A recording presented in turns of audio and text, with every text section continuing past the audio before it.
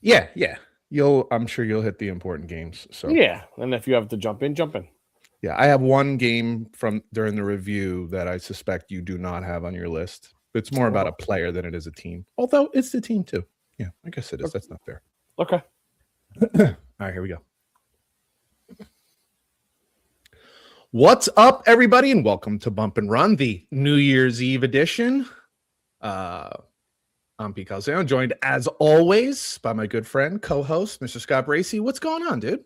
2025 went by in a blink of an eye, my friend. I am good. How are you?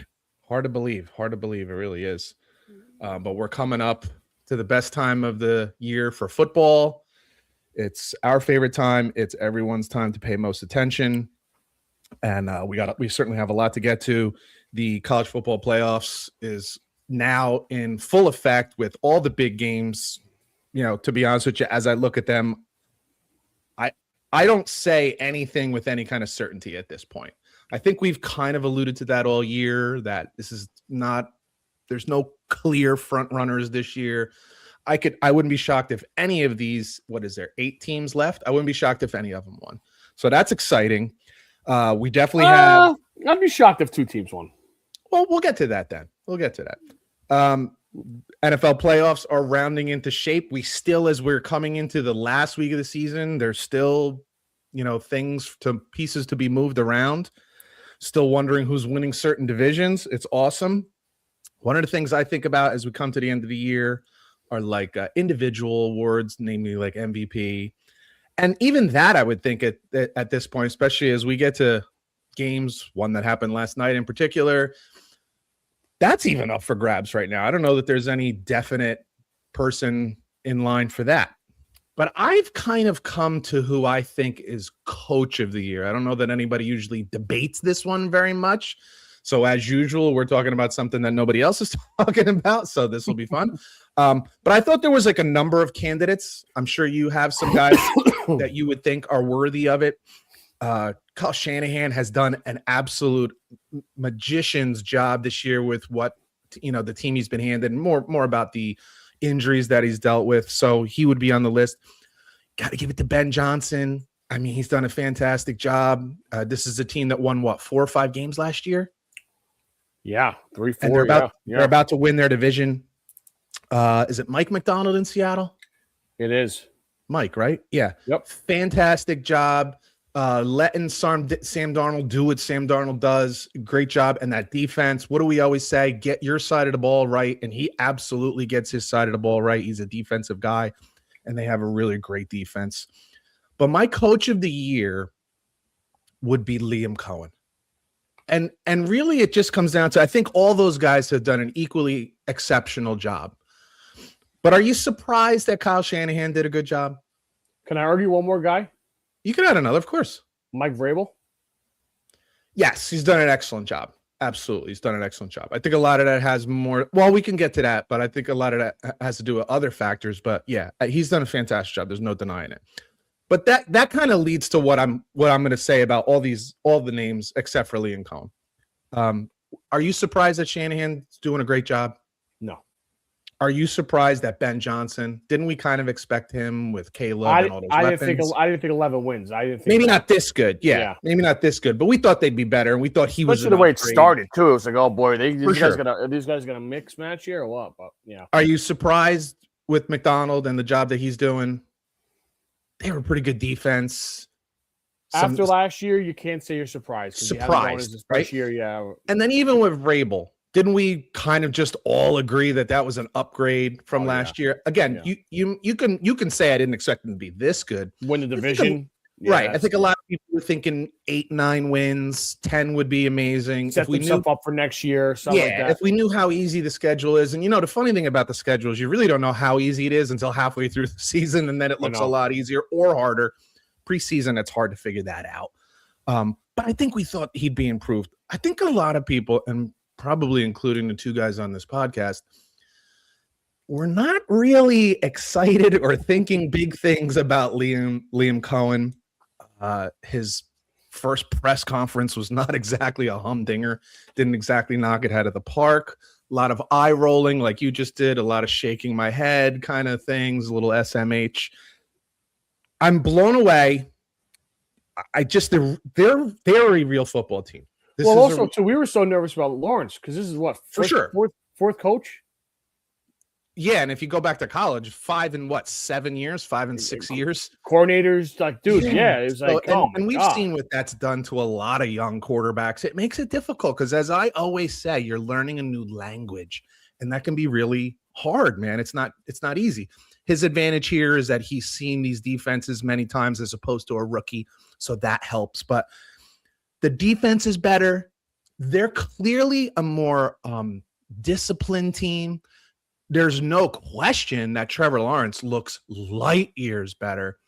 And I just think he's just outperformed what anybody has expected. So if I'm looking and I'm saying there really are, this was hard for me because I think Kyle Shanahan, what he has done this year, what Mac Jones for three or four games, whatever it was, losing just innumerable guys on a defense. I mean, stars on the defensive side. Yeah.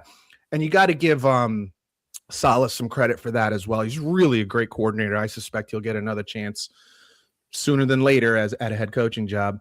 Ben Johnson's just excellent, but we all kind of thought he was excellent. I didn't know how good a head coach is. You never know until you're in there. We figured their offense would be better because he's just really good at that. Mike McDonald, just aggressive guy, and they are aggressive. If you want to say anything about Seattle, they're aggressive, excellent on defense, fast and physical. Vrabel is just a great leader, culture setter. We knew these things. These things are not surprise to us. It's just, to me, when I think of the job and how well, I don't know. I kind of guess I came to this last week when they beat Denver in Denver, when the game mattered to both teams. Obviously, it just was really impressive to me. That was a classic spot for them to lay an egg. And even this week, leading into this week, I thought this is where Jacksonville lays an egg, and they didn't. He's more than just an offensive guy. He's done a really good job, and he's a very good head coach. He would be my winner as head coach of the year.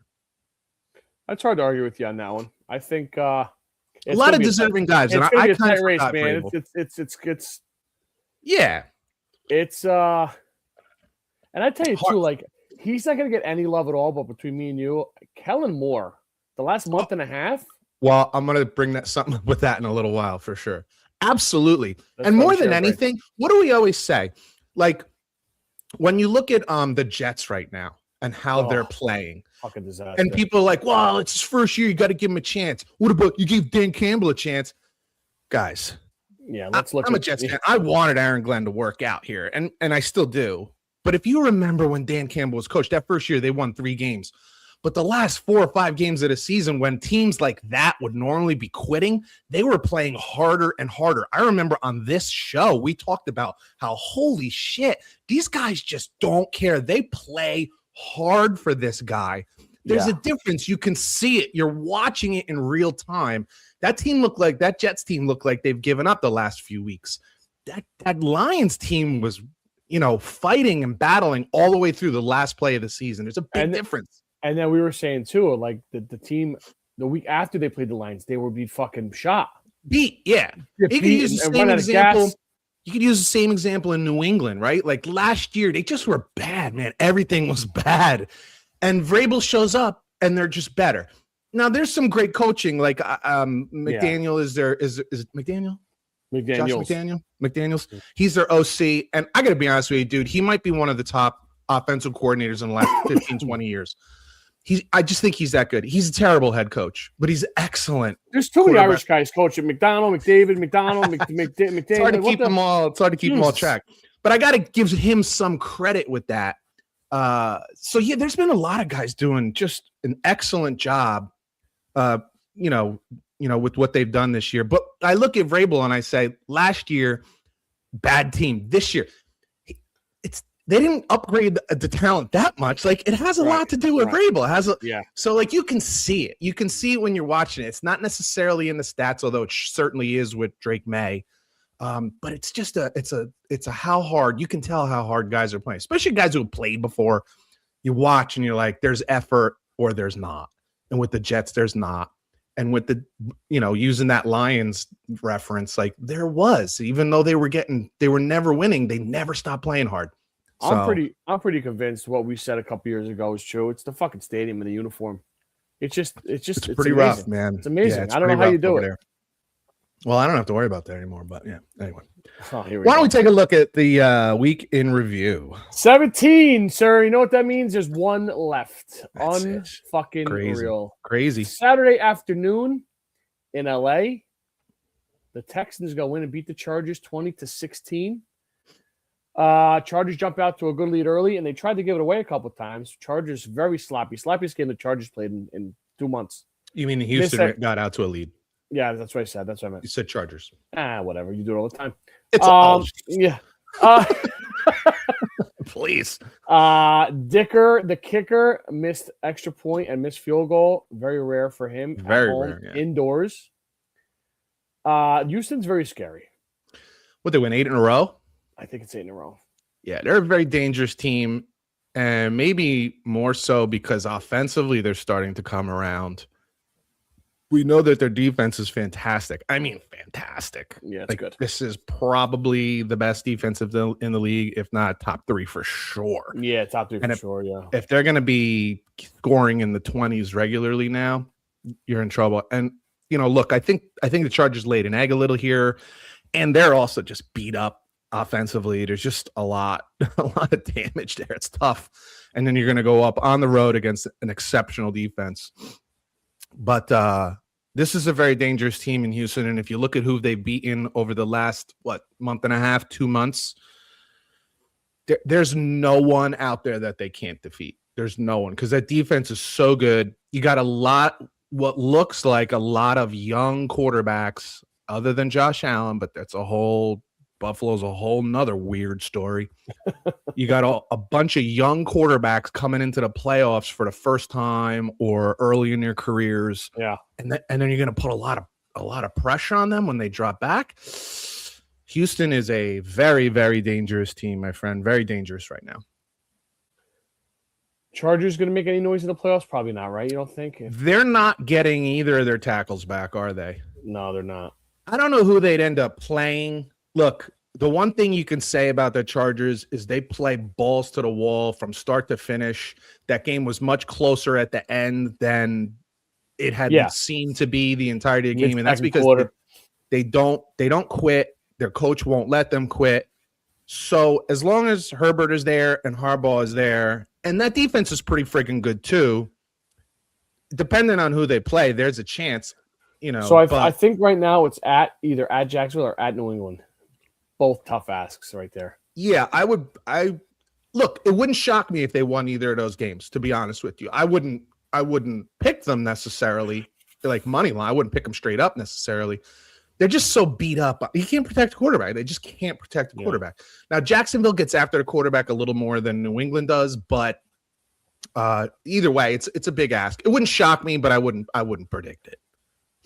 Yeah, Jacksonville has no home field advantage either. No, but just sleeping in your own bed is an advantage. No, for sure. And that's a long trip for LA. You know what? I'll tell you what. I have to believe that they're going to fill that stadium with fans on game day if it's a home playoff game, which it will be. So is it Seattle? No. Is it Buffalo? No. Right. It'll be an advantage. The nightcap on Saturday. Did not see this one coming, neither did you. Ravens 41, Packers 24. Derrick Henry's still running. Unbelievable. Green Bay is beat up as well on the quarterback position in those spots. That's not great. We call this is pretty good, though. He's not bad. He's pretty good, man. I suspect there'll be some teams vying for his labor come this season. Don't be shocked if maybe the Jets. I was thinking more like Pittsburgh Steelers, but yeah, maybe the Jets. I would think the Jets would go in a different direction. I don't know if the Colts. Well, they're in a weird situation because of Jones. Yeah, I don't know about. Yeah, it's an interesting thought because they gave up their number 1 pick, so they kind of need to go free agent route. Cardinals. It's possible. I'll tell you what. Raiders. They're more likely to get it through the draft if they're the number 1 overall pick. I don't know if I love that either, though. Well, look, I like Malik Willis. He's looked really good, but I'm going to pump the brakes a little bit. I just will say, like, I don't. It depends on the team. I think it's a better fit with Pittsburgh just because it's a more established, stable organization as opposed to the Raiders or Cardinals. Yeah, but I just think what he's shown, it's been pretty impressive, better than I expected. I for think sure. Pittsburgh needs to get somebody and now get somebody for the long haul here. This 1 or 2 year rental. Well, he's still young. That's the only reason I bring up Pittsburgh. I know, he's still young. Oh, can you see him playing there 10 years? I can't. Well, if you can see him playing anywhere 10 years, so I'll ask that quick. Can you see him playing anywhere for 10 years? Do you think he's improved that much to where he's a solid starter in the NFL? No. Okay, so then you would say that for any team, not just the Steelers.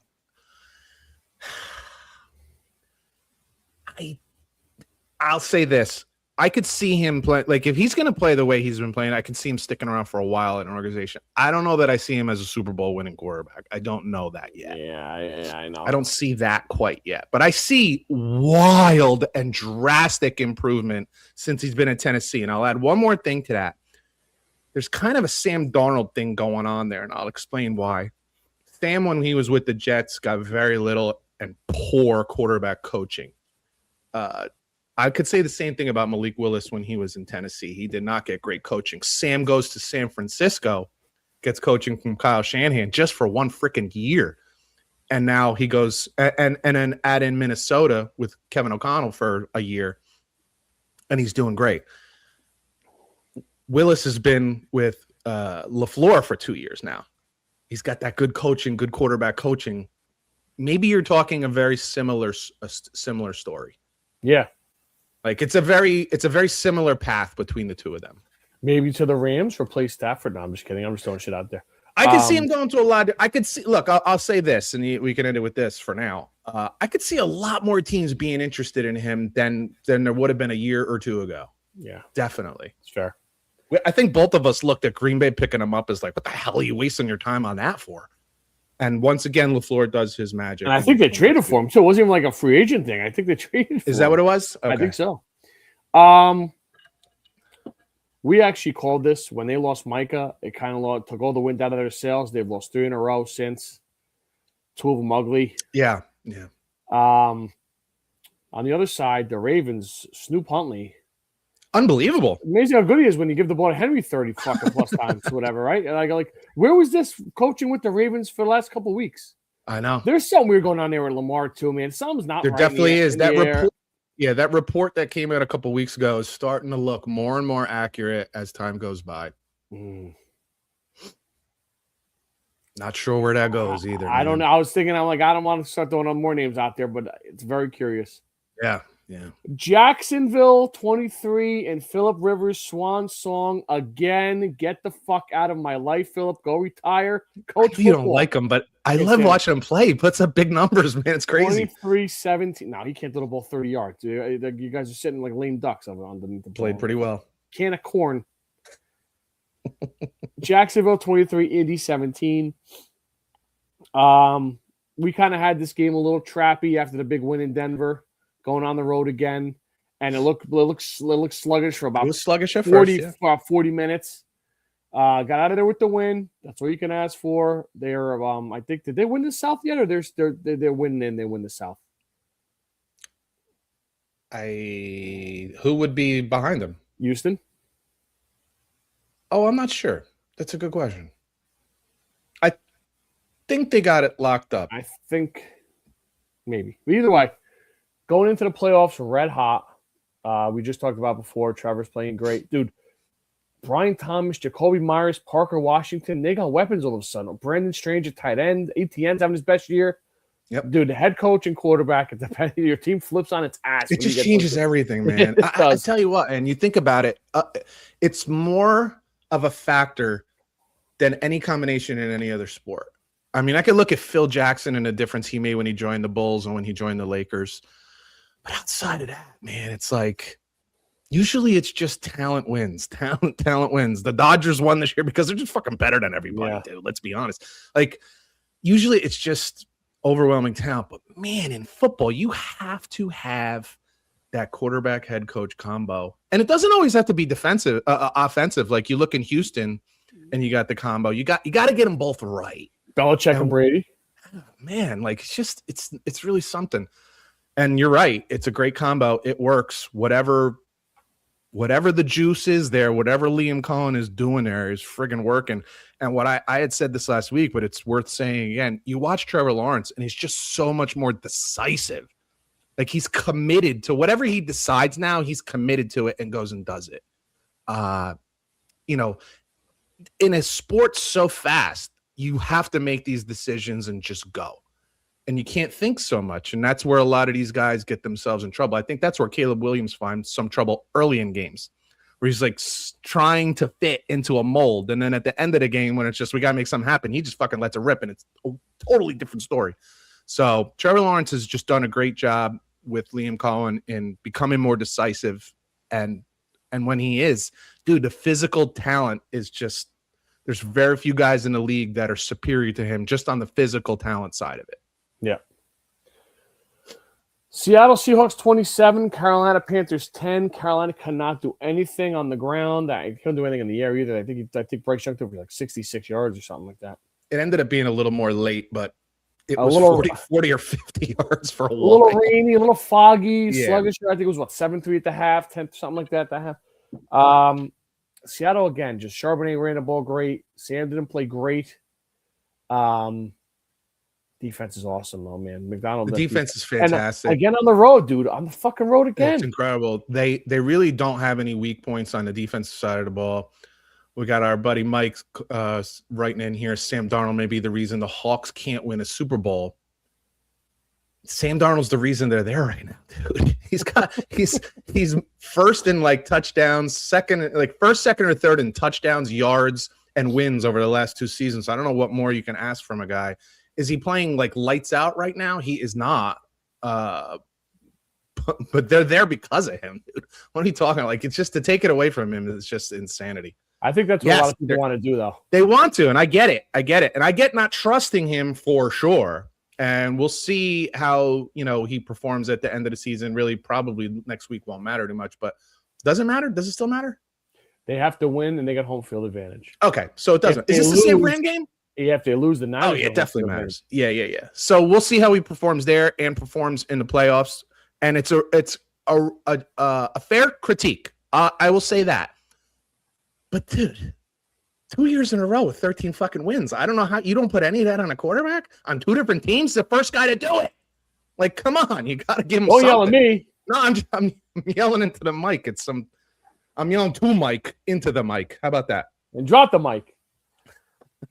You hit on this game a little while ago. How weird the Buffalo Bills have been. Ugh. Philadelphia Eagles 13, Buffalo 12. Has Mike Dean stopped breathing heavy yet? Is what I want to know. I don't know. I said Buffalo's weird, but so's Philly. Yeah, dude, we've said this all year. No completions. That game hit this on the head of what we talked about all year. Dude, these are the 2 strangest teams in the NFL, and there is a real possibility. Again, not a prediction, but a possibility that they play each other in a Super Bowl. Like, what? I know. That's how crazy this is, dude. I think they have 6 yards in the second half. It was bananas. Awful. Like, no completions. Look, everyone's given Buffalo a pass for going for 2. I don't get it. I'm with you. Take the extra point. You're at home. You got momentum. You have totally and completely shut their offense down. Absolutely right. For the first time all year, you are a dominant defense in the second half of this game. Just take the extra point and go to overtime.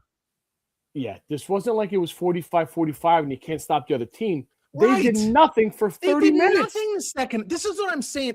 Look. Oh my God, my head's gonna friggin' explode. These are the types of things that I talk about when you can't just go with analytics. It's the moment is not the same. You just made the exact perfect example. It's late in the game. It's 45-44 with a minute and a half left, 3 minutes. And you're like, I don't know if we can even stop the other team. So I got to go for 2 and try to win. I get it. Yeah. Or I don't want to go to overtime because I can't stop them. I get it. You didn't give up any points. No completions in the second half. Give him the ball back, shut him down, and get the ball. It's bananas to me, man. It's just bananas. Suddenly, these guys who are head coaches and general managers making millions of dollars, making more than they've ever made in history, can't make decisions on their own. They need Google to do it for them. It's incredible to me. It's incredible to me. I'm sorry. It's just bananas. It's bananas. Why bother having head coaches? It's these very decisions that these guys get paid for, not Google. Golly. I can't. The other side of that spectrum, the fucking Niner Bear game, unbelievable. Dude, incredible. Early.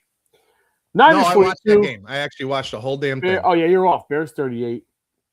I got to tell you, Caleb's starting to grow on me a little bit. It's hard not to.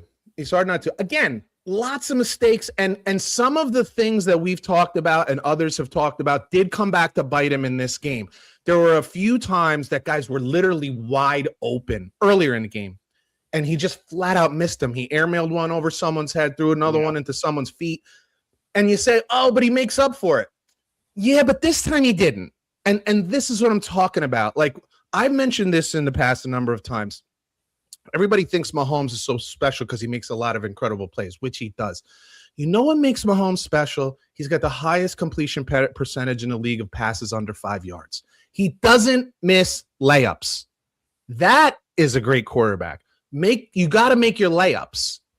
And this is where Caleb struggles. And you say, what? And they've always found a way to win games, and this time they didn't. And then you can point back to those times that he missed those guys and said drives would have continued, first downs would have been picked up, and maybe they get field goals, maybe they get touchdowns. We don't know. We can't know.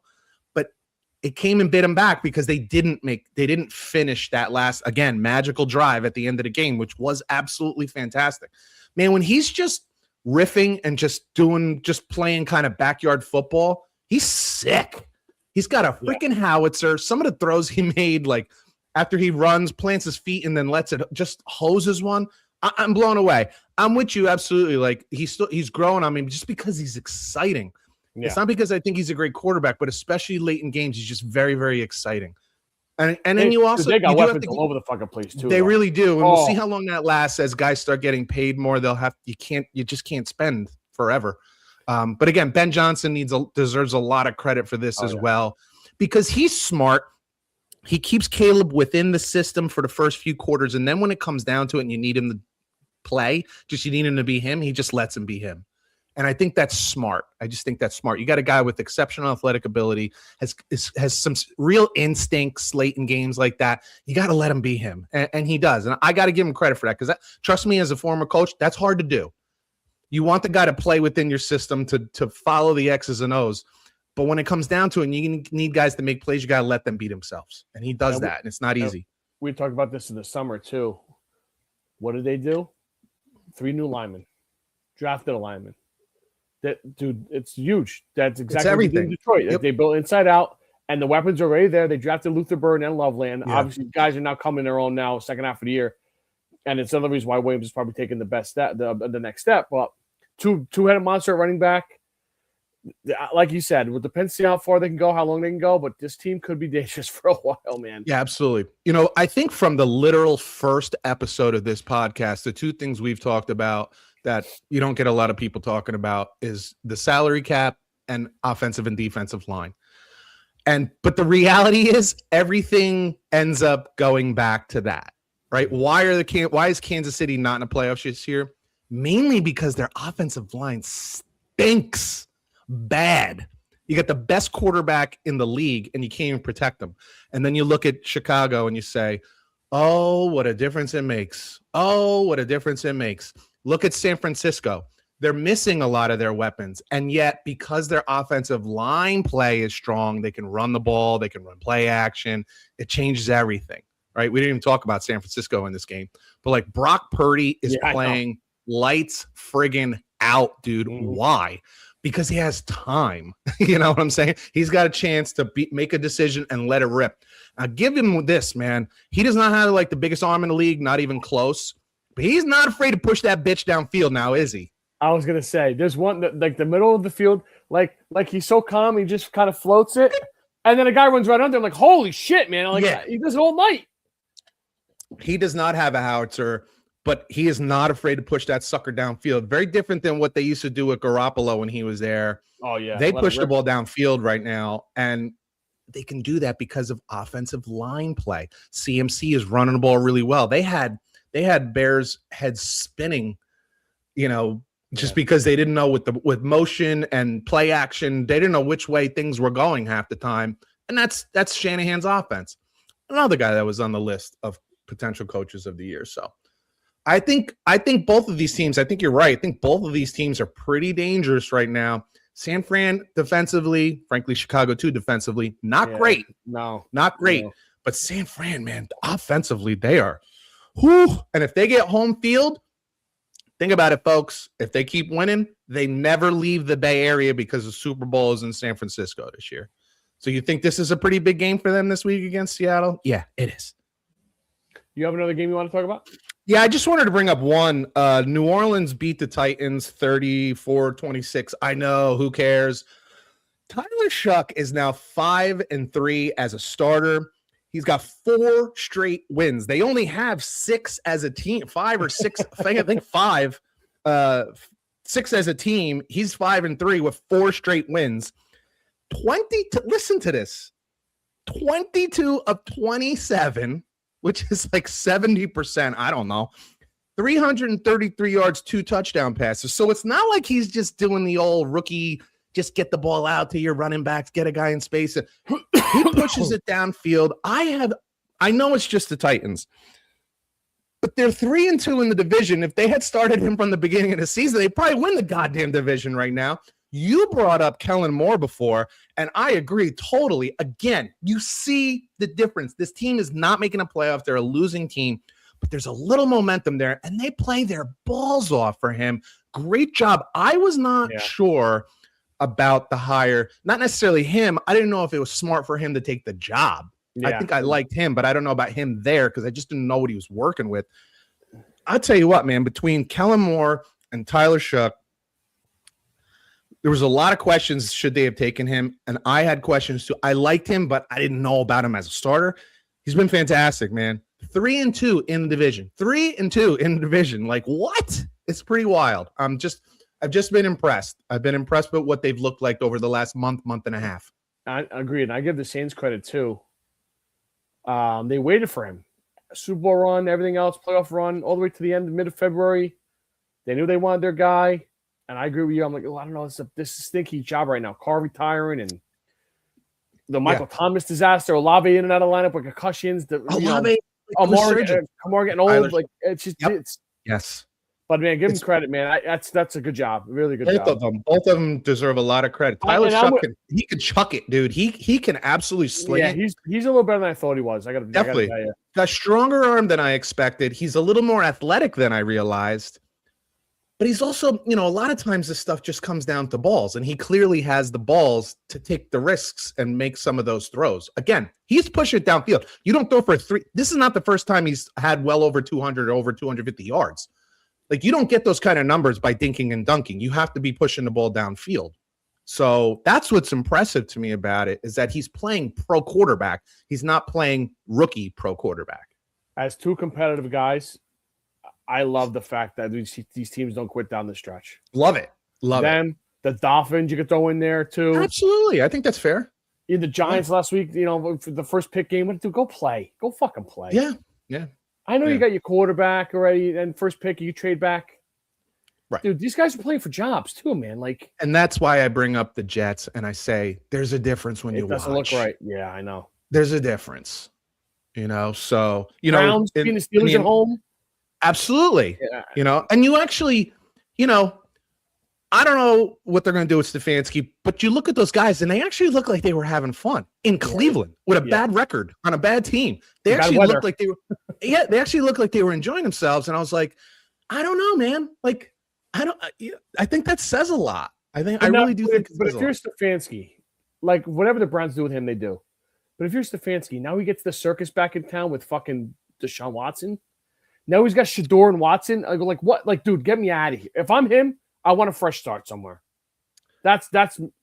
I'm with you, and I think if enough people who know what they're talking about were in his ear, they would tell him, dude, just resign. Yeah. Just resign. Resign. Yeah. You'll get a new job in about 5 minutes. Yeah. Giants on line 1. Maybe the Jets. Maybe a number of teams. Yeah, a number of teams. Give me offensive coach, 2-time coach of the year. Yeah. Made the playoffs with Baker Mayfield. I think made the playoffs twice, actually. So, like, can I touch on one thing before we move on? Yeah, of course. Yeah, you follow Cam Newton on TV at all? Rarely, because I just think he's such an idiot. Bro, I got to tell you, I texted Mac the other day. I'm like, you watching this guy? He's like, no, what'd he say? He was arguing that Myles Garrett should be the league MVP. They have 4 wins. Yeah, you got to have a winning record. You got to have a winning record. And I think he's so this is like sub week, right? So all these guys are in. I don't even know who they are. So right. Cam, let me ask you a question. The year you won MVP, if I was going to tell you Micah Parsons was going to win MVP, winning 6 games, you would have lost your mind. Right. And Cam's like, well, not necessarily, dude. Shut up. Of course. Listen, you look like the Mad Hatter. Number 1. To be fair, his season is worthy of being an MVP. No, he's defensive player of the year. That's what he is. Question about it. Yeah, that's what he is. But MVP means there's value. And right. To be honest with you, 22, 23 sacks right now for Cleveland, it holds no value. Correct. It's most valuable. Like, your sacks don't hold any value. It also says something about how valuable a quarterback is to a team. We just talked about. Yeah, so that's the problem here. But your value didn't equate to wins. You have to be a winning team. You probably have to be a playoff team, unless somehow you won like the 1 year. Like the Jets one time, and I think New England one time, they won 10 games and didn't make the playoffs. You got to like win double-digit games. You win your division at least. If you were on whatever Tampa or Carolina and you won your division, I guess you could be considered, even though Tampa will have a losing record. Yeah. But like Paul Skeens win the MVP, the Cy Young with like 11, 12, but his ERA was like 2. Cy Young is different than MVP. Well, that's what defensive player of the year is. Defensive player of the year, absolutely. Exactly. It's got to equate to W. I listened to that the other day. I'm like, oh my god, another. I don't. What are we doing? Anytime I even see Cam, I can't take you seriously if you dress like a clown. I just can't. I'm not going to. Plus, let's be honest. I'm not going to say everything that comes out of his mouth is ridiculous, but I think it's close to like 75, 80%. Is utterly ridiculous. I think he's just trying to make news at this point because there's no way he tried to say that he should have been called up to play for Indianapolis instead of Phillip Rivers. Yes. Like, you're retarded. And look, you're biased because it's you, and I get that, and I don't really have that much of a problem with that, but Phillip Rivers wasn't called up to the Colts because they thought he was great. It's because he's familiar with the offense and he could just step in and know what he's doing, dumbass. Like, he's whatever. He's just not worthy of even. I didn't mean to get you fired up on. No, he's just a goof. He's just a goof. Clickbait. He's perfect for clickbait. Top 5. Go ahead, pal. You start us this week. Okay. At number 5, I have the Houston Texans. I still have a little bit of reservations about their offense, but golly, 8 wins in a row. The offense is starting to come around. One of the things we talk about all the time when we come to like draft season, especially, we talk about protecting your quarterback and getting after your quarterback. They don't necessarily protect their quarterback very well, but man, do they get after the other team's quarterback and make them uncomfortable. And that is huge when it comes to playoff football. So I got them at number 5. At number 4, I have the San Francisco 49ers, and they are quickly climbing the ladder. I just think offensively, Brock Purdy's playing great. Shanahan's doing an amazing job. That defense is just plucky enough to keep them ahead in games. It's not really great, and they don't get after the quarterback themselves, but Saleh is doing a masterful job. At number 3, I have Denver. I don't know how anybody can knock them out of the top because they lost one game at home to Jacksonville. They're still are they the number 1 seed? If they win, they're number 1 seed. Yeah, they're still the number 1 seed. I just think they're fantastic. So and again, defensively, excellent. I have number 2. I have Jacksonville. I can't put them below Denver. If they keep winning, both keep winning, I got to put them ahead since they won head-to-head. And at number 1, I have Seattle. Interestingly enough, you'll notice that the Rams have completely dropped out of my top 5. They have not had a very healthy and happy December. I have no idea how healthy they're going to get moving forward. So I just don't have them. I will say that. I just want to say, like, our top 5 is kind of a moving average. It's fluid, yeah. Yeah. So, it's not like what we're predicting for the end of the year. It's just what I see right now. At 5, for me, I have the New England Patriots. I think they have the MVP of the league. They are running over teams. I don't care your schedule or not. Drake May and Mike Vrabel are a great fit. 4, I have the Denver Broncos. Agreed, if they win this week, they're the number 1 seed in the AFC. You can't really laugh at that at all, no matter what they say. Bo Nix, defense, Sean Payton. Let's go, boys. At 3, I'm with you. I have the 49ers. They are climbing fast. Yeah. Watching Brock Purdy and the Niners the last 2 weeks, I think they're both primetime games. My God. Would you say the best offense in the league right now? Like, as they're playing right now? The punter punted once in 3 weeks. 4 weeks. Like, is that real? Yeah. Yeah. Okay. That answers your question. I think yes. Their defense needs to tighten up a little bit. I don't know if Salah needs to bring more pressure at some points or what. But dude, they're very bend don't break right now. It's very bendy. It's very bendy. It's quite flexible. At 2, I'm with you, pal. At 2-1, I have the Jaguars at 2, and I have the Seahawks at 1. I think self-explanatory on both. You can't. Jaguars are probably the best team right now in the AFC because you just beat Denver, and they're rolling. And Seattle is just didn't lay an egg in Indy.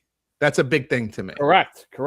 They won relatively decisively. It was close for a while, but it really wasn't. So honorable mention for me, the obvious: Bears, Bills, Eagles, Texans, Rams.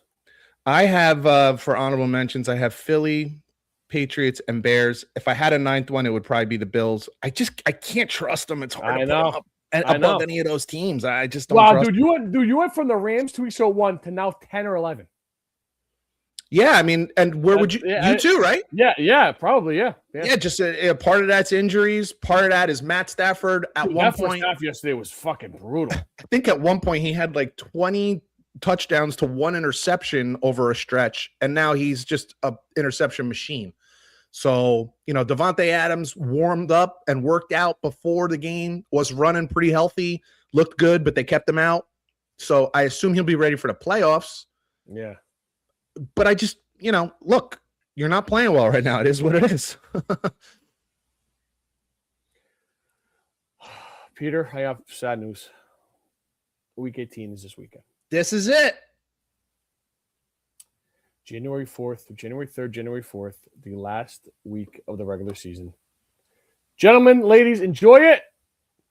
Saturday, first game, late afternoon, Carolina at Tampa Bay. Winner gets the 4 seed and hosts a playoff game.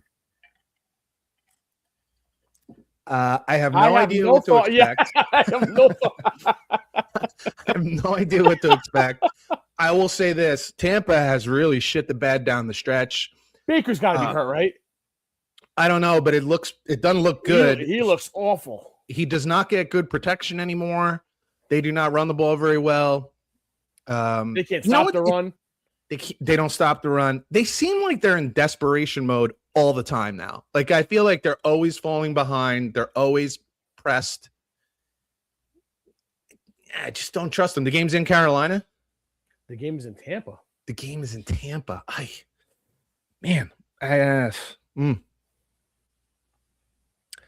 at a bit of a loss here, buddy. Listen. I don't trust Tampa. I guess I trust Carolina a little more.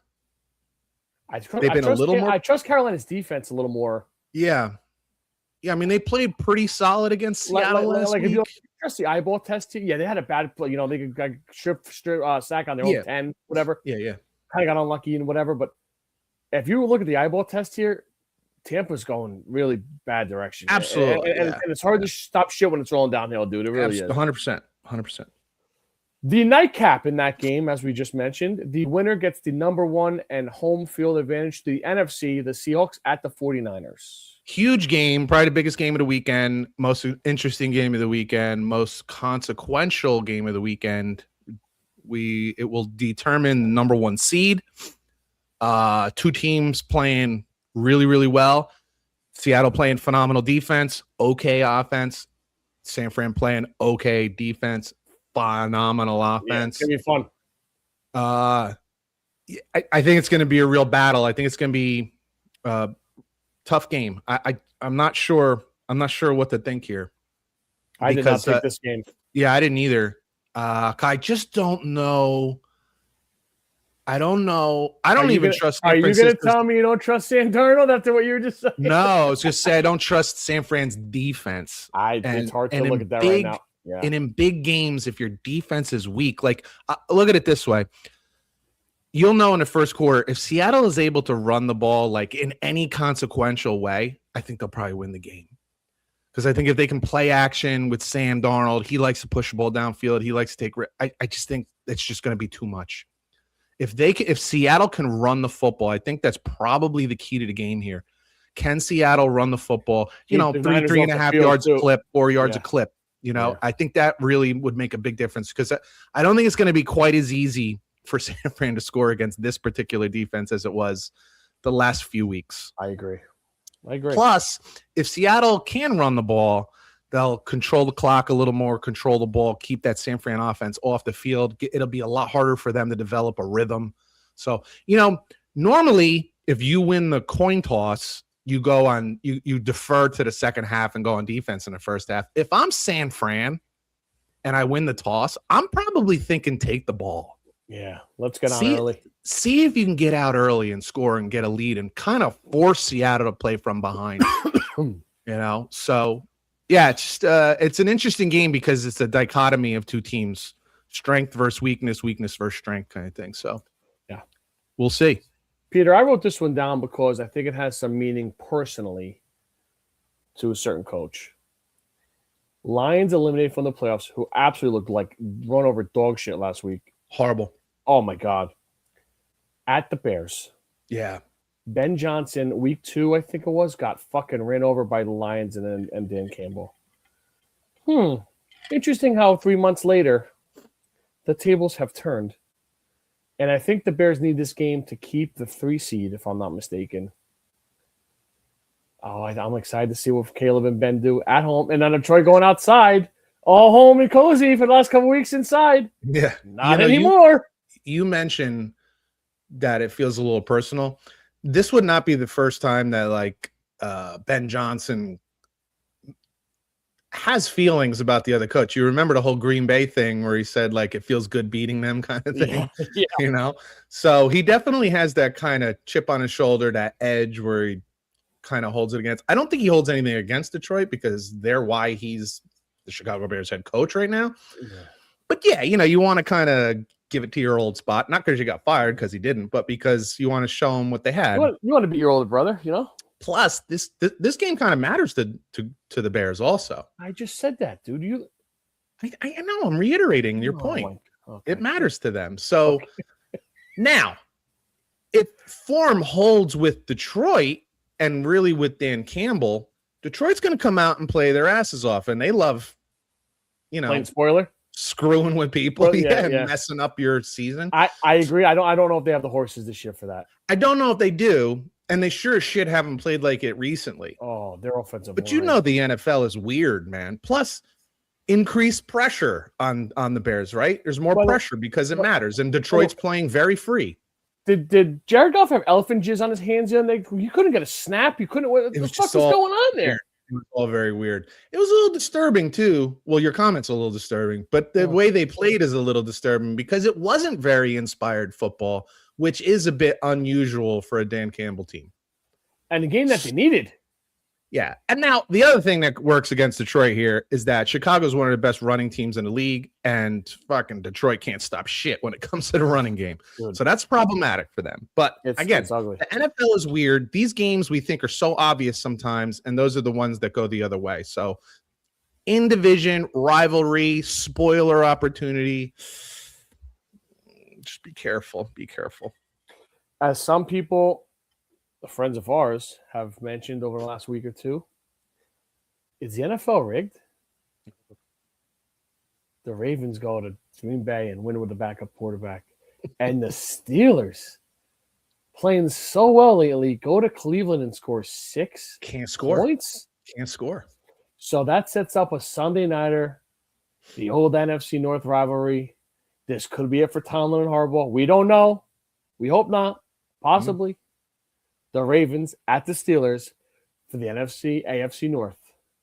Do we even know if Lamar Jackson is playing yet? We do not. We know DK Metcalf is not playing for the Steelers with a suspension. I tell you what, man. That was a fucking that has hurt. Yeah, that has really hurt. And all because of like you're a dumbass. Stupidity, yeah. Getting involved with fans. Like you get involved with fans on the positive side. You never get involved with them on the negative side. You know what I always talk about Stephon Diggs. And it could cost your team a playoff game. Yeah. I always talk about Stephon Diggs, and he's a maniac and who's in trouble again. I don't know if you saw it today. I saw that, man. I saw it. What the fuck with that guy, man? But what does he always do? He's always playing catch with kids in the stands pregame and stuff like that. It looks good, feels good. You know what he's not doing? Apparently he's being aggressive with women before and after games, but he's not aggressive with fans before and after games. So it's just smart. It's just bad business by DK Metcalf. And it may cost them the playoffs because he's not playing again here. As crazy as this sounds, Baltimore is actually playing pretty well offensively right now. I didn't pick this game, but man, I'm kind of leaning towards Baltimore in this one. So I didn't pick this game either, and I was like, I think everyone's leaning towards Baltimore. That's why I kind of like Pittsburgh. It's only because it's in Pittsburgh that I'm a little scared to do it. Watching their offense the other day, dude, you got to be suicidal to pick the Steelers. Right. Now, they've played better in recent weeks. If you took out that game, they played better offensively, and Aaron Rodgers has looked DK good. Metcalf. Now, the other side of it is Baltimore does not exactly have a great defense, so maybe Rodgers will be okay. He won't get pressured. He'll be able to find guys open. But with no DK, it hurts. And I think their tight end, their big, huge monster, Washington broke his arm. Broke his hand, arm, something like that. Forearm, he's out too, probably, right? Yep. That actually hurts just as much because Aaron Rodgers was really starting to use him a lot. And I understand why. As it gets colder, who wants to tackle that son of a bitch, man? Like the ground's hard and this guy's 300 running a 4.7 40. No, thank you. So yeah, both of those are out. That's a problem there. Yeah, it's a problem. You have anything else? I do not, sir. College football playoff. Here we go. Tomorrow night, New Year's Eve, 7:30, Ohio State, the 2 seed, will play Miami, the 10 seed. Now, Miami played a wind tunnel last week or 10 days ago, whatever, in A&M. Carson Beck's played a lot of football. We know he can throw. We know he's a good player. The run game got going. I'm more curious to see the Miami defensive line against Ohio State's offensive line. You took the words right out of my mouth. Miami has an exceptional defense. And one thing I have said from game one this year was that I am just not terribly impressed with Ohio State's offense. Every time they've come up against just decent teams, they haven't looked great. Last time they played, now they've had some time off, so that helps. But they didn't look good against Texas offensively. They didn't look good against Indiana offensively. And I am under the impression that Miami's a better defensive team than both of those teams. Certainly have more athletes on both on the defensive side of the ball. So I'm fascinated to see, how that Ohio State offense looks against what could be the best, if certainly one of the best defenses in the country. Also, it's worth noting, offensive coordinator Brian Hartline took a job, and Ryan Day took the play calling away from him. He's going to call plays. Now that's big. Now he's very experienced calling plays, but but he'd also stop calling plays for a reason too. And I was just going to say, there's no rhythm either. You have no rhythm with your team. And trust me when I tell you, again, as a former coach myself, before I was a head coach, I was an offensive coordinator. And believe me, there's a feel that comes with each play that you call. And you start to think like 2, 3, 4 plays in advance. Even, I'll use this play now and I'll come back to a play off of it in the fourth quarter or something like that. If it goes a certain way. And so he has no rhythm with that right now. So doesn't mean he can't get it and can't feel it as the game goes on. I'm just saying he doesn't have it right now as we sit here. That's a big deal. That is a really big deal. First game on Thursday, New Year's Day. Mm-hmm. Number 5 Oregon against number 4 Texas Tech. Peter Calisano's adopted Red Raiders. I think this is the best game of the 4. I think it's evenly matched. I think it's very interesting to me. Very athletic. Yeah, on both sides of the ball. A lot of money floating around both these games. Dante Moore could win himself some more money or a higher draft pick here with a good outing and a win to move on to play more football. Texas Tech with a lot of money invested in their defense, and they showed it all year long.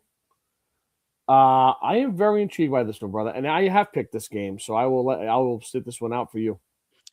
I'm intrigued by this game because for a couple of reasons. Number one, Dan Lanning has come out and said this game, and I give him credit for this because this is just an honest take on his part. He said this game should be in Texas Tech. Since they're the higher seed, we had a home game. Why don't they get a home game? They're the higher seed. This game should be. I didn't hear him say that. Yeah, he said that, and I give him a lot of respect for that, number one. And I agree, and I think we both do, that the second round should also be. They got to figure this out. For a home field. I don't know why a first round team gets a home field, but the higher seed in the next round doesn't. That makes no sense whatsoever. Work it out, CFP. Well, when they go to 16 teams, they'll probably work it out, right? You'd think. I don't trust them to get anything right, but I can be hopeful because it's the same. Because it's the same format, right? It's like, yeah, it would just be no buys. Yeah, and this round would be the same thing. So you would have first two rounds. It should be first two rounds. You get home field. That's how it should be. I like that. The other thing that's it also saves some bowls for the people that love bowl games. Like, yeah, absolutely, yeah, definitely. Which I still do. I've been watching bowl games. I do too. I do as well. Season, we could talk about this maybe next week or something like that. But I still like the bowl games.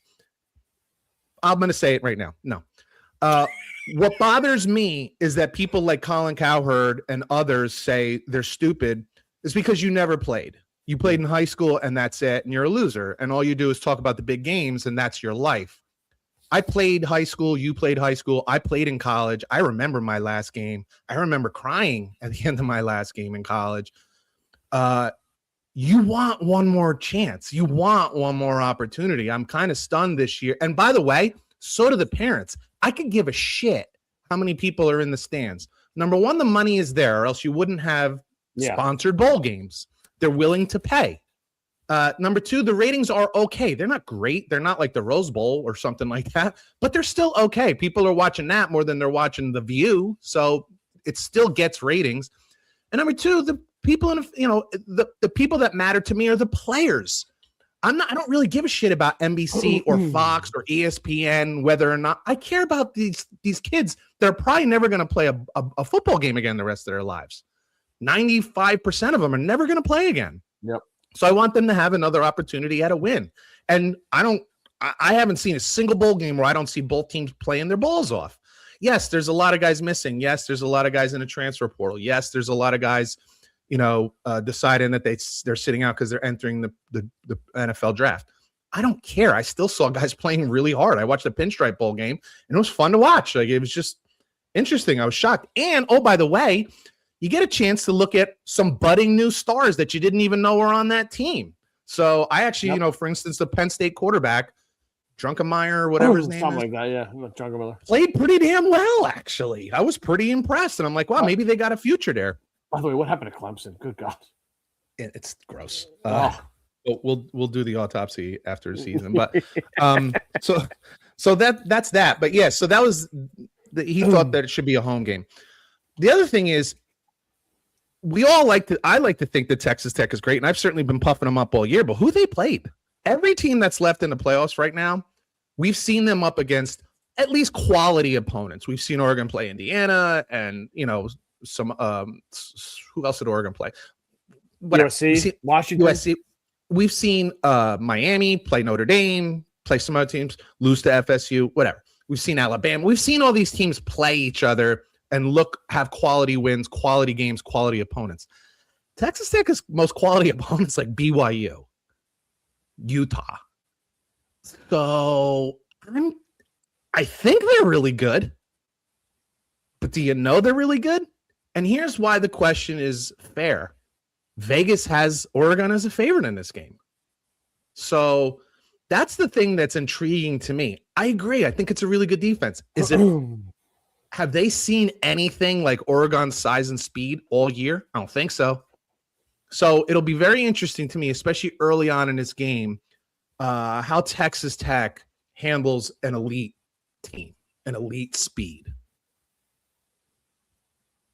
How about that? The afternoon game in the famous Rose Bowl. However, a lot of rain expected. It's not going to be the pretty sunset over the San Gabriels. Number 9, Alabama against number 1, Indiana. Listen, Indiana's been a juggernaut all year long. If you're an alien and landed on the earth and said that Alabama's a 9-point dog or 8-point dog against Indiana in football, you'd go, okay, I believe you. Sure. Yep, it's real. It's real. I know. I think Indiana's very good. I do too. I think they're very balanced. I think they're good on both sides of the ball, both lines of scrimmage. Alabama can't run the football, and that's going to be a problem. I don't know. I haven't studied these teams in the rain. I don't know if Mendoza could throw it in the rain. I don't know if Simpson could throw it in the rain, but they're going to have to. My guess would be Indiana wins this game. I don't know by how much, but I think they get out of there with a win. Yeah, I agree with pretty much everything you just said. I think Indiana's a better defensive team. I think Alabama might be a little better offensively. I think they got a little better weapons on the outside. I think Mendoza's a better quarterback, but I don't think Ty Simpson is that much worse. I think, as I've mentioned many times on this show, I think he's actually very polished. Good reads, good job with his progressions and all that kind of stuff. I have a little something to say about this later, but I think this is a very intriguing game. One of the things that we've talked about, I guess, over the last 2 years, especially with the NIL coming into play, is the money differential that there is between the SEC and the Big Ten. And Indiana has shown that. Ohio State has shown that. Michigan has one of the top 10 endowments in the country of all colleges, not just Big Ten colleges, all colleges. They got tons of dough. So expect them to spend money. I don't know if you heard this, but Chip Kelly just signed as Northwestern's offensive coordinator. Yeah, I think I've been talking about this for a few weeks now that I said, don't be surprised if Northwestern probably looks at Vanderbilt and Texas Tech and says, oh, we can do that just by spending some money. Oh, we got that. We can do that. Can I ask you a question? Chip Kelly, is that a desperate job? Is no one else was calling? I don't know. Because I don't know what the number they gave him. Let's keep it real. Either. He was the offensive coordinator of Ohio State last year when they won a national championship. He did a pretty decent job. So I'm not killing Kelly that much. I'm just saying it's a very interesting choice. It didn't look good with the Raiders this year for sure. Northwestern does exactly, Raiders, or is that a Chip Kelly? And Northwestern doesn't exactly ooze athletes either. So I don't know, but maybe they will be if they start spending $30 million a year. Look. I said to you, just watch. Don't be surprised if a team like Northwestern gets good because they got a lot of money and they just start pouring the money into it. Hiring a guy like Chip Kelly screams to me they're going to bring in some offensive guys from the portal. Why wouldn't you? Why wouldn't you? Right? And if you're Chip Kelly, why would you take that job before even talking to anybody else? That's my point. Maybe he did talk to other people and we don't know. Well, I don't know that. I suspect, though, that Chip Kelly would ask, look, you guys are not exactly known for offense. Is this something you're going to be bolstering with NIL money? I believe that Chip Kelly would have some decent offers, especially coming off a national championship last year. So my feeling is, let's put it this way. If I'm Chip Kelly, I'm asking that question. Are you guys going to spend some money? Of course. And if I'm Scott Briggs and Pete Costello, I'm just wondering, that's weird. That's all. It's only weird. I know it's a different.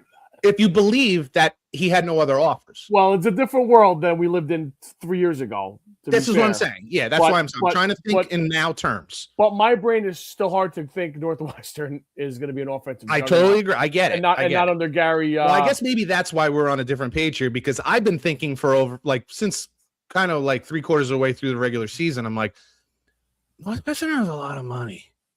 And they're looking at other teams. They're looking at Indiana right down the road, who sucked at football for 150 years, now about ready to play for a national championship. And they're like, so all we got to do is spend money? We can do that. They got more money than most teams. So that's why I'm looking at it that way. And you are still thinking Northwestern of Northwestern. Mike Greenberg, Mike Wilbon, all these fucking famous Northwestern people online too. Get some money out there. So I just want to bring this up. One of our favorite listeners, and he says, "Who gives a shit about Chip Kelly at Northwestern?" I'm telling you why you might want to care. because I get the sense that they're going to be spending a lot of money on players moving forward. I don't know if you guys heard this. Pete says Northwestern has money. I don't know if you guys know that. Tons. So he's All right, washed. last He's game. washed. He won a national championship last year. That's how washed he is. Less than 12 months ago. He's washed. Come on. Last You're better than game. that. You're better than that. The reason why Mike Mangano was hanging around, the Fighting Mangano Bulldogs, the 3 seed, play the Ole Miss Rebels, number 6. So you said earlier in the league that you think, earlier in the podcast, that you think all 8 teams could win. Yes. I don't. I don't think Ole Miss can win it, and I don't think Miami can win it. I love Ole Miss in this game. Georgia sucked. No, I'm just kidding. Oh, little something from Mike. Again, not a prediction. I just think they can win the game. They got a ton of offense, and this is the best defensive team they've had in my lifetime. I didn't say they can't win this game. I don't think they can win at all. Oh, well, I just meant this week. I was just talking about this week. Oh, I thought you meant all 8 teams could possibly win the championship. I just meant all 8 teams can win this week. I could see any of the teams winning this week. I'm sorry. I misunderstood. I'm sorry. Look, let me take it a step further. If Ole Miss were to win this week, yes, I could see them winning a national championship. Absolutely. Yeah. Yeah. Fair. Yeah. So, but I think all these teams can win. I wouldn't pick all of them. I'm just saying, like, it wouldn't shock me if any of these teams won. It just wouldn't. I'd be a little like, wow, Ole Miss beat them? Wow. Because I think Georgia's better. And I think Georgia, on top of that, Georgia, maybe only other than Indiana, I think maybe Georgia and Indiana right now are kind of 2 teams that are playing the best coming into the playoffs. So, and I think that's a big part of it. Playoffs. So, it would surprise me in that sense. But I saw a very inspired Ole Miss team last week. I think they would love to stick it up Lane Kiffin's ass. Now, to be fair, that only helps you for the first few minutes of a game, and then you got to actually like go toe to toe with Georgia, which I don't think they can. But they're good. Like, that's a good football team. Doesn't it always feel like Georgia's playing basically home games in these fucking playoffs? Yeah, where's that game? New Orleans. Yeah, it's nice. Not that it's a far ride from Mississippi. No, but I feel like Georgia's always either in Atlanta or fucking New Orleans or like Florida or something. Yeah, for sure. That's weird. I didn't pick this game. I mean, what's the spread on this one? Like 6 and a hook, I think. Yeah.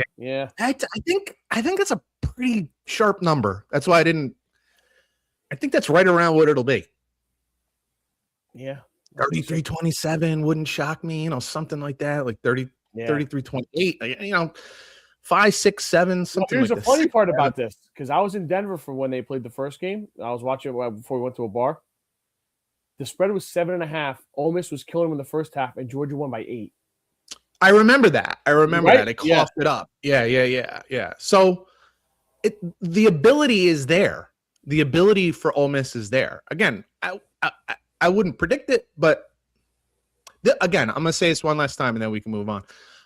This is the best Ole Miss defense in my lifetime. They're still very good offensively, but it's the best defense in my lifetime. So that's what gives them they were better when Patrick Willis was roaming the fucking field over there. No, they were bad. They were still bad. He was great, but they were not good. All right, let's gamble. Let's put our money where our mouth is here. Oh, I love my picks this week. Love them. I went 2 college, 2 NFL. I went 1 major playoff game, and I took 1 other like bowl game. So I am going to start out with what's the fucking bowl game now? I forgot. I just had it on. Hold the phone. Jesus Christ, be prepared, would you? The Blue Bonnet Ball? Oh, it doesn't even fucking tell me. No, hold on. The Paper Mate? The Capital One Orange Bowl. Nice. In Miami. Oregon and Texas Tech. Now, my friend and colleague, Mr. Calisano, has been slobbering over the Texas Tech Red Raiders from the weekend before Labor Day. I have listened, and I have learned to like them as well. They're a fun team. I know what he's saying with Oregon, and Texas Tech has not seen a team like Oregon. But I love myself some Joey McGuire. I love myself some Rodriguez, Jacob Rodriguez on the defensive side of the ball, sideline to sideline. His wife's in the military. We salute her.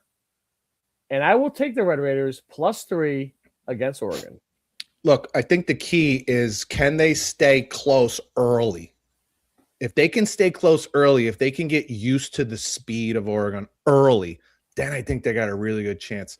By the way, Texas Tech offensively plays very similarly to Indiana, and that's an advantage for Texas Tech, obviously. So, Brother, did you just scribble something out when I was talking right there? No. I'm just coloring because I'm thinking. Sometimes I do that when I'm thinking. So I hope you're right. I'm rooting for you on this one, my friend. Definitely. My first game, I'm heading to the Cotton Bowl.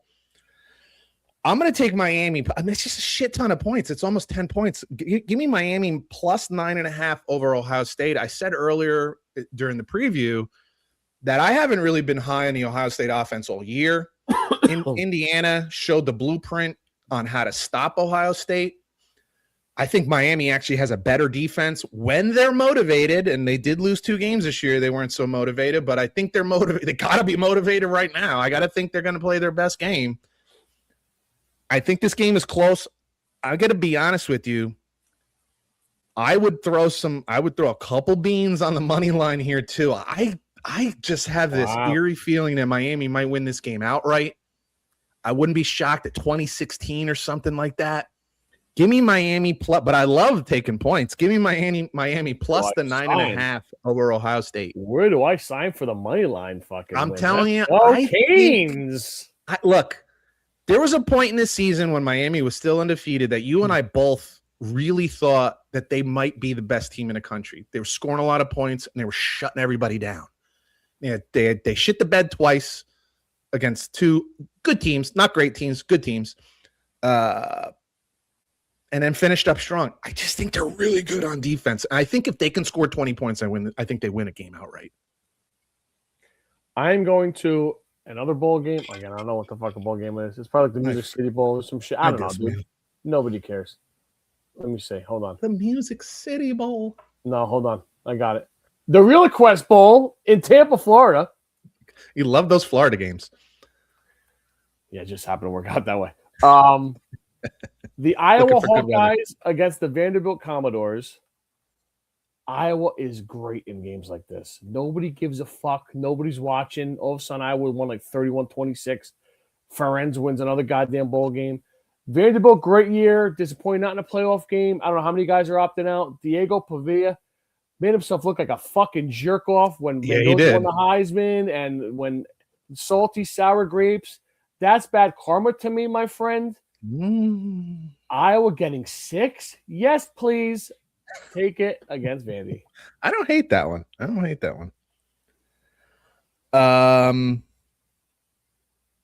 My second game, I'm heading to the Rose Bowl. Oh, baby. I love Indiana. I've been on Indiana all year. I had Indiana when they played Oregon. I took Indiana when they played Ohio State. I think Indiana is really good. I just don't understand how they could be favored by 7.5 points over Alabama. I just don't see it. Like I think Alabama is a pretty damn good team. Oklahoma is an exceptional defensive team, and Bama scored tons of points against them. If the weather is bad, like you say it's going to be, then I like this one even more because I just think then you're talking about a slugfest. It might be difficult. You can have a couple turnovers. Give me Alabama. I got it at plus 7.5. If you're telling me it's 8, I'd love to take the 8. But I never saw 8. I saw 7, 7.5. All right, so give me 7. I'll stick with the 7.5. Bama plus the 7.5 and over Indiana. Again, good number. I'm gonna be honest with you again, man. I keep saying this again. Might want to throw a couple bucks on the money line. This one I like more than the other one. Yeah. I know. I love Indiana. I think they're really good. I think these games are a lot closer than these spreads are saying. And also, too, my friend, and you're going down the path I kind of like. I didn't, but you did. Remember last year, the teams that got the buys a little sloppy. A little rusty. Yeah, a little rusty at first because it's a long time, man. It's a long time. Yeah. Now, usually in bowl games, both of the teams have the month off. So you're both coming out with the same kind of rust. Miami and Bama played last week, but yet it's still a pretty good break. It's still like a week and a half to almost 2-week break. It's not a month, though. So I got to be honest with you. I think both of them go in the game outright. I really genuinely do. And plus, from the Alabama side, as players, no more Michigan talk, no more Penn State talk. The board's staying. They got the guy. All that shit's silent. And I get it when you look at the records and stuff like that. But Indiana didn't even come close to going through the gauntlet in their season that Alabama did. No. And at one point, Alabama won 4 or 5 straight games against ranked opponents. So, it's hard to just look at their record and say, oh, well, they beat Ohio State. I know. I'm impressed, but I think Bama can win the game outright, but I'll definitely take the 7.5. Peter, week 18 in the NFL, throw it up against the wall, see what sticks. I mentioned this game before, the Bears hosting the Lions, a little revenge game, a game that they need to play for, a game that they almost had the Niner game. This close, 4th and goal. Give me the Bears. Give me the Bears pretty convincingly. I can't believe this spread. Normally my old Scotty Brace would go, fishy, don't give a shit. Bears -2.5, hosting the Lions. My first game is Bears -2.5, hosting the Lions. The game matters. The game matters. I do not like the way Detroit has played down the stretch. The one thing we have always said about Dan Campbell teams is that they play motivated, they play hard no matter what. I didn't really see that last week. I haven't seen it in about a half either. Yeah, there's definitely something missing there. So yeah, and the game matters to the Bears, and even if they have to win it late 3, I think they can do that. So I'll take the Bears also -3 over Detroit. 2.5. I like the 2.5 even better. Yeah. This game's personal for me. I hate the fucking Chargers with everything. However, Justin Herbert out. However, they're sitting him out. Yeah. Probably a couple other guys. However, the Broncos haven't covered 12.5 since Christ died, I don't think, in a game that they're favored this big. The Broncos do not blow anybody out intentionally. I don't know what it's weird. They've won 13 games, 10 of them, I think, by a nostril hair.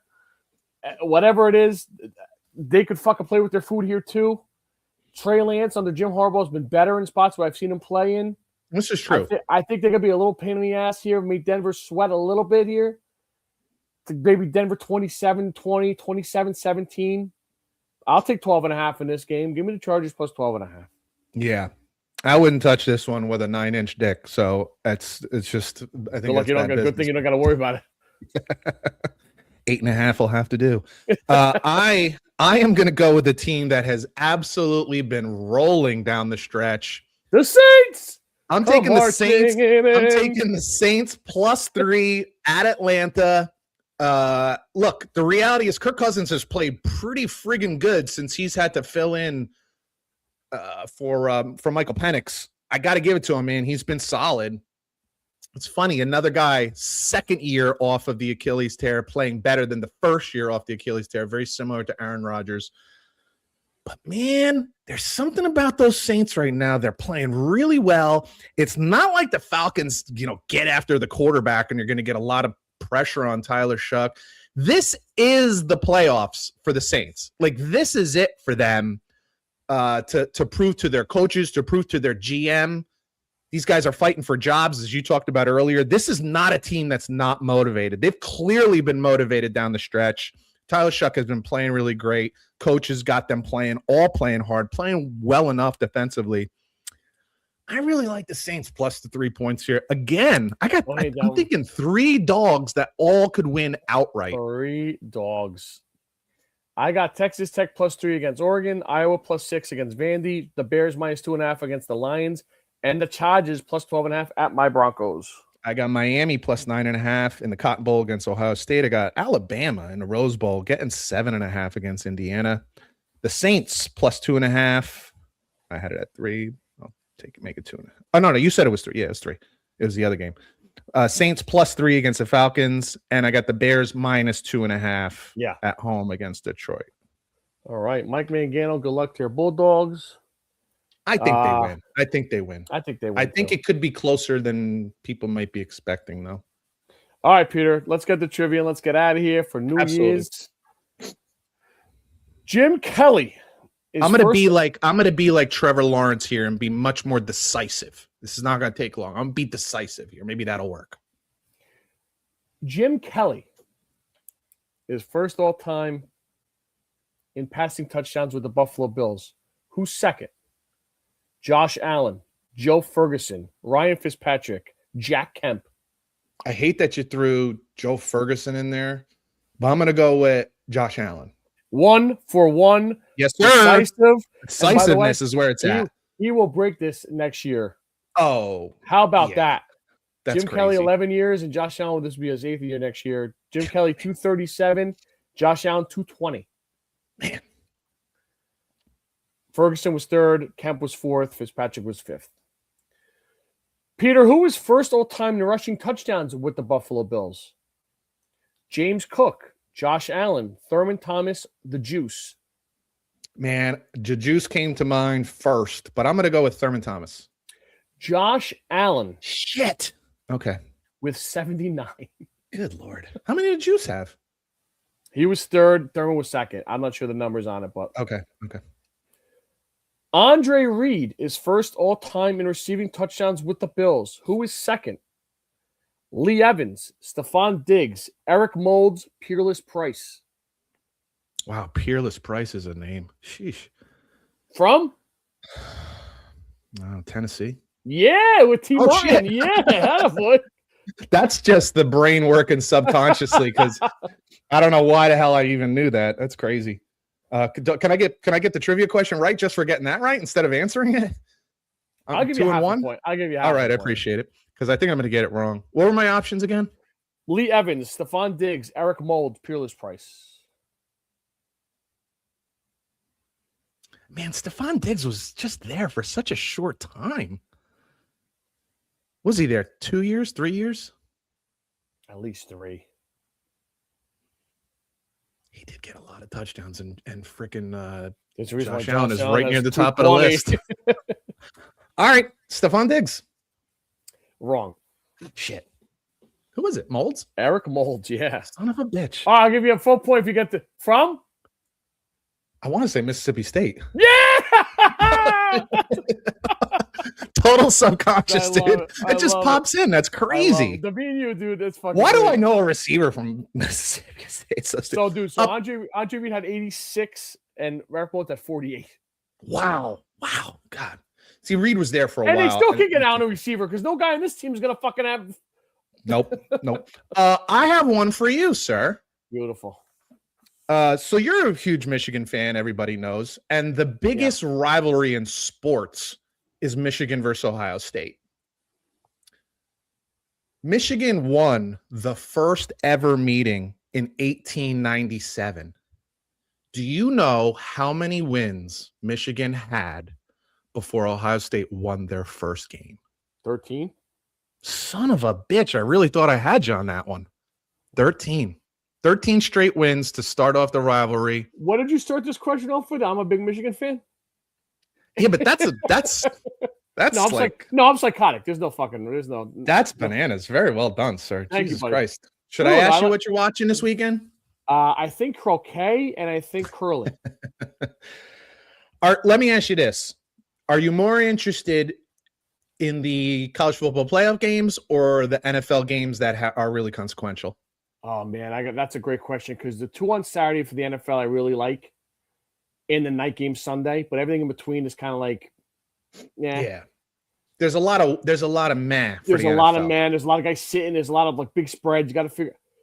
The 4 college games, dude, I think are fucking. They're tremendous. all great. They're all tremendous, man. For me, it's definitely the CFP stuff because I think a lot of these. All right, here's a better question for you. Or I'll answer my own question. So if I can get 2 and 2, right, I would take the Ravens, Steelers, and the Niners, Seahawks in the NFL, and then I would take Texas Tech, Oregon, really? and Alabama, Indiana. Wow. Okay. What about you? What would your 4 be if you could split it? You want Miami, Ohio State? Yeah, and the Rose Bowl, I would take. Probably. I'd have to put San Fran. Okay, so it's the 3 college football games that are not Georgia, Mississippi, because I think Georgia's going to win that game. Yeah, that's fair. And Niners Seahawks. And then Niners Seahawks. Yeah, I know. Everything else is kind of whatever. That game's so juicy. I mean, I'll watch it all. Don't get me wrong. I'll watch all the other games. I mean, you're not suicidal. But I'm wildly interested in that game. And I also kind of have a rooting interest there. I'm kind of rooting for Sam Darnold. I want to see him like put douchebags like Mike Mangano to sleep with a good game. So Mike's douchey about Sam. No, Mike's not a douchebag. Well, I will also say, I'm sure there's a lot of people that'll be watching Kidding. tomorrow night Stranger Things finale. I think we got the gay out of the way, so now we can just watch and see. Oh, there was a whole. You don't watch, so there was a whole okay. half-hour soliloquy as the world is ending that Will is gay. So, spoiler alert. There you go. Jesus, everyone turn off your fucking microphone. So, me and my kids will definitely be watching that tomorrow night. 2 yes or no questions before we go. Okay. Second one you could detail if you want. First one, does Myles Garrett get the sack record Sunday, yes or no? Who they playing? Bengals. Oh, yeah. They throw the ball 50 times a game. You like Kyle Whittingham to Michigan? I like it. And you're not going to win national championships with him, I don't think. But you're also not going to have any kind of mistakes. I think you're going to win 9-10 games a year guaranteed. I agree. I think he's a good fit because he's a tough guy that likes tough teams, and Michigan is a tough place. And he's so I think it's a good fit. Cleans that shit up, sets everything up. Clean the shit up. And on top of that, sets up the future maybe. Yep, I agree. Considering the timing, when you had to do this, you stepped in shit that he resigned from Utah 2 weeks before. Makes me think he knew something was going on, but you gotta like it. That might gotta like it. Yeah, I think again, I don't think you're going to win national championships, but we've talked about this. It's not like Michigan is national championship U. Right. It's a great school. It's a good tradition, but it's a lot more about who they are and how they operate than it is national championships. So, and I think he'd actually. I think it's a good fit. The more I think about it, the more I'm getting excited for it. If you could keep this team kind of together. It's going forward. I think they'll be okay. Yeah. And I'll say this because I said it about Northwestern. Michigan has top 10 endowments in the entire country. So they're going to pour money into it. And I just think he's a good coach. I don't think he's great. I don't think he's Nick Saban. I think he's a really good coach. He's a winner. You're not going to have, I don't think you're going to have to worry about down years, 5-6 wins like you did with Hulk or with Rodriguez. You were hopeful with those guys. You're not going to have to worry about with him. Yeah. I just don't think you're likely to be national. But then again, I don't know that because he hasn't been in this type of program. Maybe he would do just fine. Fair. Yeah. The money, I think more importantly, grown up, no nonsense, no problems. I think I heard the other day that he doesn't even have a Twitter. He doesn't follow anybody on Instagram. He follows his wife and his kids. Daughters. Yeah. So God. I like that. No OnlyFans accounts, not for Mr. Whittingham. Yeah. You don't have to hold your nose. And to be fair, even during the Harbaugh years, there was shit. You got your natty, but there was some shit that was a little embarrassing. Let's just win. Let's just be in the news for football and basketball for a while, and let's stay out. Yeah, for a while. Yeah, please.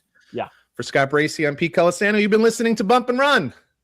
Happy New Year, and we'll catch you guys next week. Happy New Year.